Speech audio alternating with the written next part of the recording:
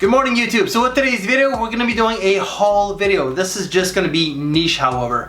I have not done a haul video all year round. So these are all the fragrances that I've gotten throughout the year. So from January 1st up until now. And it's actually October 1st right now. I just don't know when this video will be up. Some of these fragrances were gifted to me, but they're going to be in the video as well. And do I need all these fragrances? The answer is no. But I enjoy collecting. I enjoy different fragrances, and I also like getting stuff that's like for the channel, stuff that I will be wearing, fragrances that don't get a lot of mention, and for lists, like for top 10 types of lists. So I try to be creative. I try to do something that's a little bit different. Haul videos are definitely not, but let's just get into it right now. This line really just does not get any mention. I'm pretty much the only guy on YouTube that has covered the most from this line, and this is going to be from a designer exclusive line. So, you know, is it really niche? Depending on who you ask. But the first one's going to be Punta Ala. This one is a really nice scent. It's like a woody, like a fruity, woody type of scent that's green. The fragrances from this line are very under the radar. Like, just don't get any mention, and they smell fantastic. This is supposed to be like a different representation of different parts of Italy. So like the Viola Essenziale, the Vendemmia, the Punta Ala, and so on. Different parts of Italy. So I really do like the concept. It's kind of like Bond Number 9, where Bond Number 9 talks about like different parts of New York. This line here is kind of like that for Italy. Next one is also going to be from the Ferragamo exclusive, and this is Bianco di Carrara. So this has a really nice olive tree note to it. Really nice. I ended up doing a review of this one, but also the Punta Ala. And any reviews that I've done from these, they will be in the description below. I haven't reviewed all of them, but a few of them I have. I ended up doing a review of this one with Mr. Oz like so many years ago, but this fragrance here is really a truly delicious fragrance. Next one, let's just go with the Atelier collection. Yeah, this one here I really do enjoy, and the fragrance itself kind of gives me a bit of a scent memory, as I ended up reviewing this one with Carlos, BFL. Carlos wasn't too keen on it. He didn't mind it, but he thought it was like, it's alright. But that's Mandarine Glaciale from Atelier Cologne. So this just has a beautiful citrus and ginger note. Just does very well in the high heat. The next one is going to be Figuier Ardent. So I really like this one. Just like a natural fig. I do have another small bottle around here. It's just this room has to be kind of like reorganized. So yeah, like when you live in a condo, there's lack of space. But I do have like a bottle of Poivre Electrique. Let's go with MANCERA. This one was actually a gift from Rush, and this is Instant Crush. This stuff is very strong and quite feminine. It is marketed as unisex. I do think that the women, I think it leans a lot more towards the ladies out there, but if you're a guy who wears it, by all means, that's cool. I wear it from time to time, and I'm pretty much only wearing it for reviewing purposes. This one is a little strong for the wife herself. She likes it, but it's just a little too strong. I thought that this was a summer fragrance at the very beginning, including Rush. And he's like, it smells like summer. I'm like, yo, this is way too strong for the summer season. There's something gourmandy about this one here, but it's actually, it's a beautiful fragrance. It's a little too bold.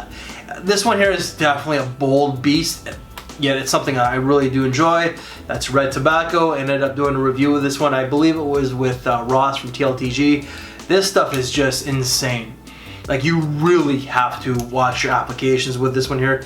And this stuff just projects. Like, it would fill this entire room with like 2 sprays. And it just lasts all day long. So, next one was a gift from the wife. I believe it was a wedding gift. Like an anniversary gift. And that's Tom Ford's Mandarino di Amalfi ACQUA. This stuff is just insanely beautiful. Like, the note composition, like the soapy, it's fresh, it's clean. I really like it. The downfall with it though is that it just doesn't last as long. It's an EDT, and like the eau de parfums last pretty much just as long. So like if you want to save money, just get this one. So you're gonna save a few bucks, and it lasts just as long as like the EDP concentrations. This stuff here, gorgeous. I reviewed it. And the last part, oh, you know what? I almost forgot this one here. Atelier's Lemon Island. This stuff is just gorgeous. I didn't think that I was gonna like it because it has like Indian jasmine or Indian tuberose, one or the other. I think it's Indian jasmine, but it's got like vanilla and lemons. It's just an insanely beautiful scent. Yes, it does dive more towards the ladies out there, but it's something that I'm comfortable enough to wear, which really kind of says something, because I truly don't like a lot of really unisex fragrance, but this one here is one of those unisex fragrances that I really do enjoy. Ended up reviewing this one. So let's just go with the bonds, all right? So I've over the last year and a half, I've really have become like a bond bitch. I'm an unpaid shill for the brand. I used to plug like Ferrari, Ferragamo, Zegna. Now it's time for Bond. I know that a lot of people are not really into Bond. I myself am. There are a few people that really are like die-hard lovers of the brand, such as myself, but also Darian from Bowtie Fragrance Guy. But let's just go with this one here, Wall Street. Beautiful fragrance that came out in like 03. It's got a really nice cucumber note. I believe that there's like some melon to this one here. Great scent. Yes, unisex, but just something that's fantastic. Perfect for the summertime. Next one here, this one is probably more so for the ladies out there, but just like this one here, I'm very comfortable enough to wear. That is New Bond Street. This is like a super gourmand. It's got some, like, there's like a roasted chestnut or like a roasted by the fireplace Martin Margiela type of vibe to this one here. Beautiful. This is fun, it's flirtatious, it's sexy. I think it would do exceptionally well for a lady in her 20s, someone who's single, living the life, just loving life. And yeah, it's a great going out scent. I personally like it. Well, I personally love it. But is it something that I can wear every single day? No, it's not really like an everyday driver type of scent for like most dudes out there. Next one that's considered unisex but leans towards like guys like myself, like for the men out there. And there's not a lot of fragrances from Bond that really, like when it comes to their unisex fragrances, that lean more so towards the men, but Governor's Island. Just resinous, it's woody, it's balsamic. This stuff is just really good. I really like this one. Great for the fall and springtime. This one here, when I first smelled it, I loved it. This is like 5, 6, even 7 years ago. But when the dry downs kicked in, I'm like, whoo, boy, this is actually kind of nasty. Then I revisited and I'm like, oh God, this stuff it's beautiful. And that is Coney Island. So this is like a love or hate fragrance. Like this, I think it's the musk for a lot of people that just doesn't go too well. But this one, I really like it. It's perfect for the summertime. Just everyday casual. Like if you are a Bond lover and you want something that's like professional enough for the office, you know, this is perfect for the weekend. And this is like your office fragrance during the week, or like your work set, as an example, right? Review this one. So this one I recently reviewed, and it comes across as a little bit more of an older woman's fragrance, but it's something surprisingly that I enjoy. That's West Broadway. I reviewed this one with Rush, but also Tim from Tunes Reviews, and they like it, but they did state that it leans a little bit more so towards the older women out there. This one just does have a certain level of sophistication. There's like Lily of the Valley, lime, and musk. There's only 3 notes. This one here, perfect for the summertime, and this is unisex. Eau de New York. So this stuff is just bright, clean, fresh. There's like orange blossom, I believe, neroli for sure. This is kind of like Ferrari Bright Neroli, just done way better.